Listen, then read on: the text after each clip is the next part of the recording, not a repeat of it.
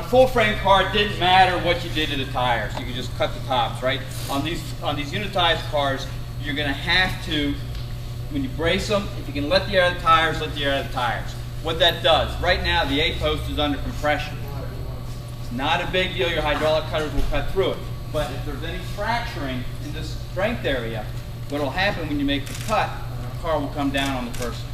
If you have it blocked, have the air out of the tires, the vehicle's now hanging, and we're now under tension on the pedal.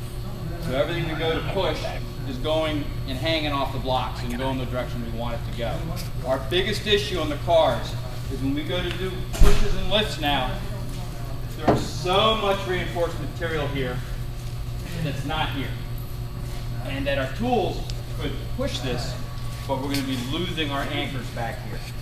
And on the new cars, more than ever before, you've got to think about what you're doing before you take off the back door.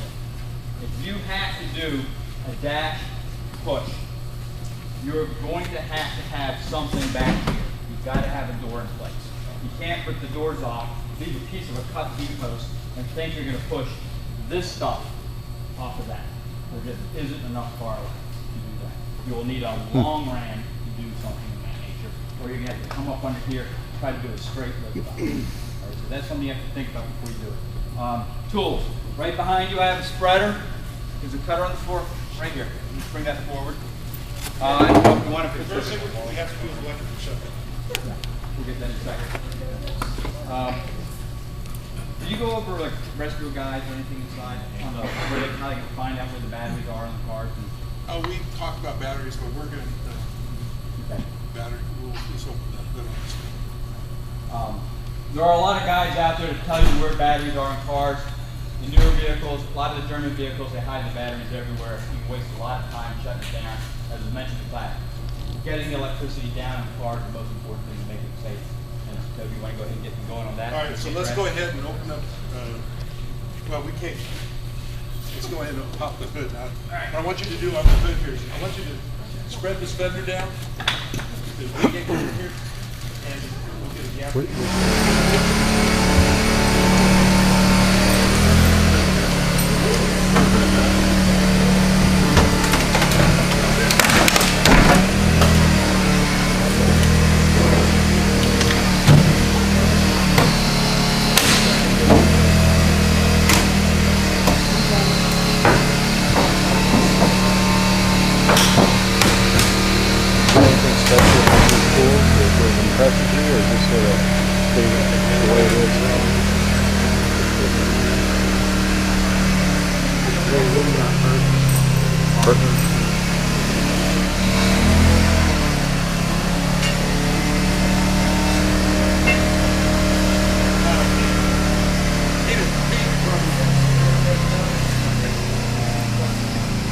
How do you use these ones? You got check valves, so it won't matter even with as it is right now for those power tool holes. Keep all you need to rolling. That's the only issue with the spreader on the lift is the amount of instability. So many times a couple guys bracing, hit the block and right away and again. That's an overrate he's got there.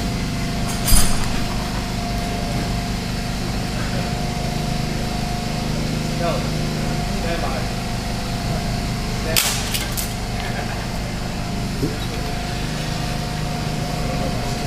Now let's get black first.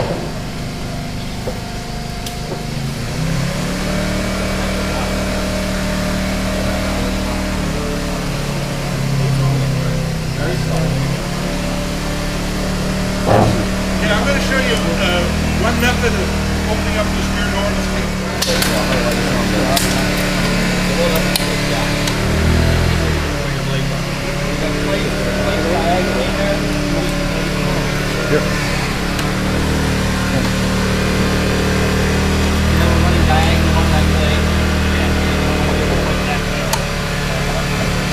Put your spreader right there, right there.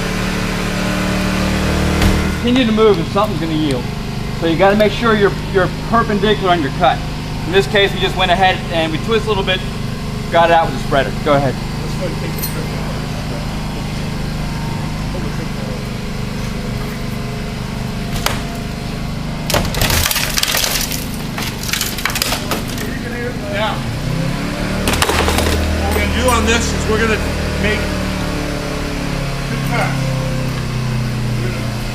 here on the post down there, want to take out a pie cut.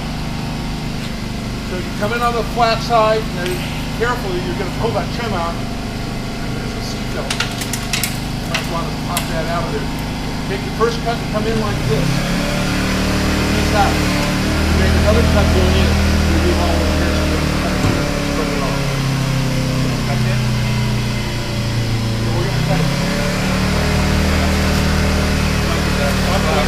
Loop from the outside, because I've got a better angle. So on this side. Straight up the middle. So I'm looking at the cutter. I hold it upside down, put my elbow in, and I just kind of look it upside down. That way I can have my hand on the handle. Just like that. Hand right in the center of the handle. Right? Oh, I can see pop in. You can go right in, you don't have to go away. What happens, the cutters now are 40 pounds. Okay, just like that. You put the elbow in your arm, in your body. There you go. Now it's not as much weight to hold. Weight in the air. Go on there. You can have your start wearing you out after a few minutes. So what I do is I just kind of place the tools under it.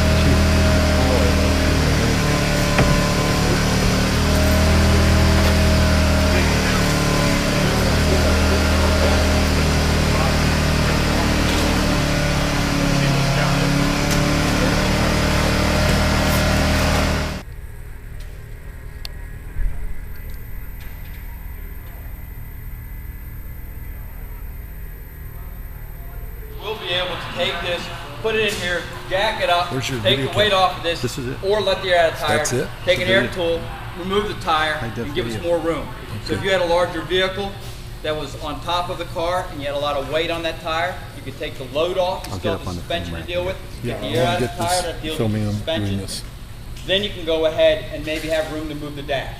Your biggest issue is not going to be the strength of your ram and whether or not your ram or your spreader could lift it. It's, again, what do I have to anchor it against? So many times my limitation is that I have nothing to anchor it against and the metal just keeps ripping down and I can't get the lift I need. So that if I relieve the weight, then I will make it so that the base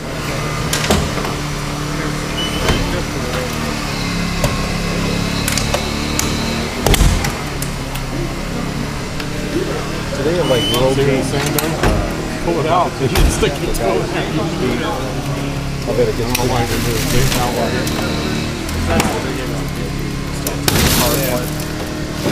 I bet it's so long. I want to do this.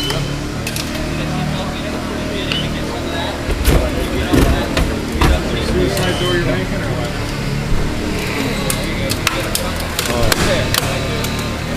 They kill him? Did they kill him? No, he's at the bowling alley the next day. If I had a need to move that car completely, we need to cross brace these so the car doesn't fall forward or backwards. Does that make sense? So if you go from the base of the strut under the vehicle to something that we can tension. You'll see a lot of people using these ratchet belts for everything. Please use them with caution. Nylon under tension around sharp metal and glass, cuts. Boom. I see guys doing a clamshell kind of thing with that. Cool.